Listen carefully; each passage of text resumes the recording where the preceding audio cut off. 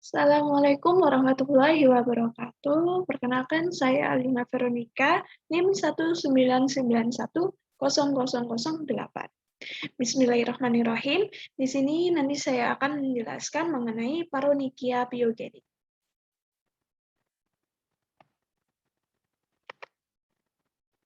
Untuk yang pertama, nanti saya akan membahas pokok bahasan mengenai definisi, lalu yang kedua patofisiologi, lalu faktor risiko, dan yang keempat gambaran histopatologi.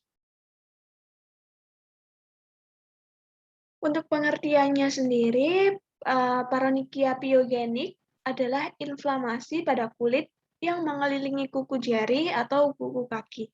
Dapat bersifat akut atau kronis dan paling umum disebabkan oleh infeksi, bakteri, atau jamur. Paronychia akut pyogenik paling sering disebabkan oleh kuman Staphylococcus, walaupun dapat juga disebabkan oleh bakteri aerob dan anaerob. Paronychia akut ini paling sering diakibatkan oleh infeksi bakteri, umumnya yaitu Staphylococcus aureus atau Pseudomonas aeruginosa.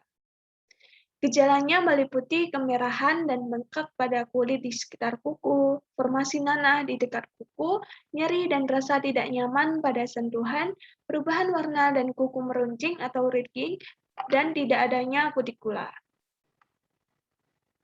Untuk patofisiologinya sendiri, paronychia itu terjadi akibat rusaknya lapisan pelindung antara kuku dan lipatan kuku, yaitu kutikula. Trauma infeksi termasuk bakteri, kelainan struktural, dan penyakit inflamasi, misalnya psoriasis, merupakan faktor predisposisi. Organisme ini akan memasuki celah kuku yang lembab yang mengarah pada kolonisasi daerah tersebut.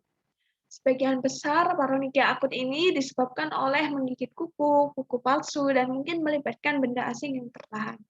Dapat juga terjadi karena trauma, memotong kuku terlalu pendek, dan juga dapat berakibat menggigit kuku, bakteri masuk melalui robekan pada kulit.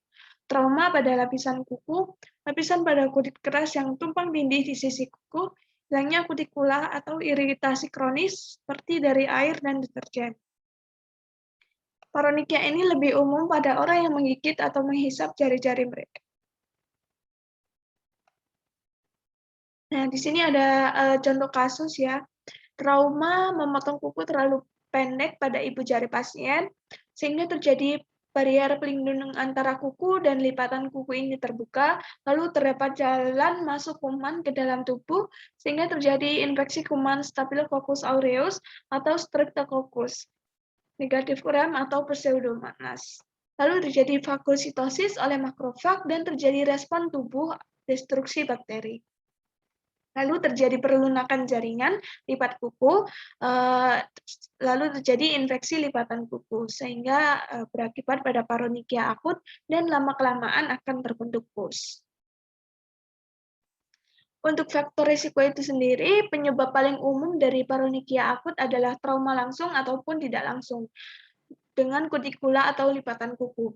Trauma tersebut mungkin relatif kecil akibat aktivitas biasa seperti mencuci piring, cedera dari serpihan atau duri, onychopagia menggigit kuku, adanya bintil kuku, menghisap jari, kuku tumbuh ke dalam, menggunting kuku, pemangkasan atau mendorong kembali kutikula, kuku palsu, dan lainnya.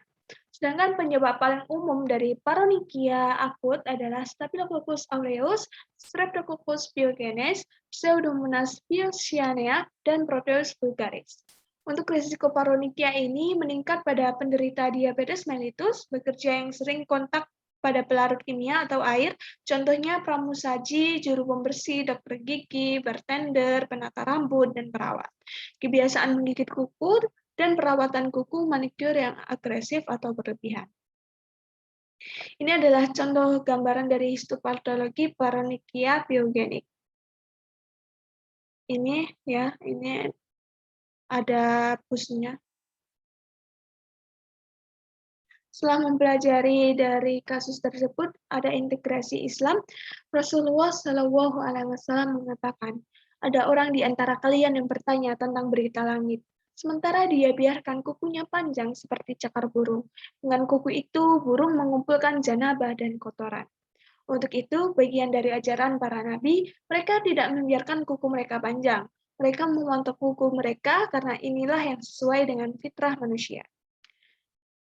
Lalu dari Abu Hurairah radhiyallahu anhu, Nabi Shallallahu alaihi wasallam bersabda, ada 5 macam fitrah, yaitu khitan, mencukur bulu kemaluan, memotong kumis, memotong kuku, dan mencabut bulu ketiak. Dan di sini ada juga qasas Al-Asr ayat 3. Illal ladzina amanu wa 'amilus sholihati wa tawassaw bil haqqi wa tawassaw bis sabr. Artinya, kecuali orang-orang yang beriman dan mengerjakan kebaikan serta saling menasihati untuk kebenaran dan saling menasihati untuk kesabaran. Jazakumullahu khairan katsiran. Semoga Allah membalas kalian dengan kebaikan yang banyak. Demikian yang dapat saya sampaikan, kurang lebihnya saya mohon maaf. Wassalamualaikum warahmatullahi wabarakatuh.